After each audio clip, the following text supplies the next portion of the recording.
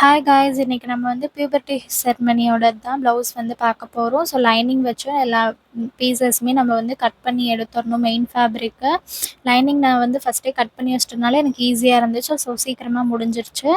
So அதை வச்சு நம்ம வந்து டிசைன் வந்து எப்படி ஸ்டிச் பண்ணுறோன்றதை பாருங்கள். இப்போ வந்து ஸ்லீவ் வந்து அட்டாச் பண்ணுறோம். ப்ளெயின் ஃபேப்ரிக்கில் வந்து ஒர்க் பண்ணால் என்ஹான்ஸ்டாக தெரியும் அப்படின்றதுனால ப்ளெயினில் வந்து ஒர்க் பண்ணி எடுத்தாச்சு.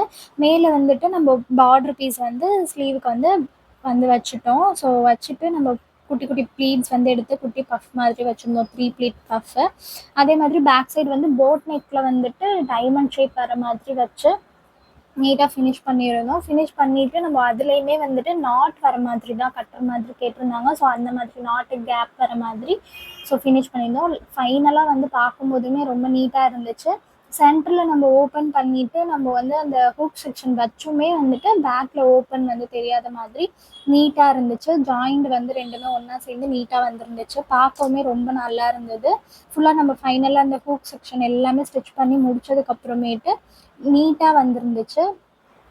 இப்போ வந்து ஸ்லீவ் வந்து ஃபஸ்ட்டு அட்டாச் பண்ணி ஃபினிஷ் பண்ணிடலாம். ஒரு சைடு வந்து ஃபினிஷ் பண்ணிவிட்டு செகண்ட் சைடுமே வந்து ஃபினிஷ் பண்ணிட்டோம்.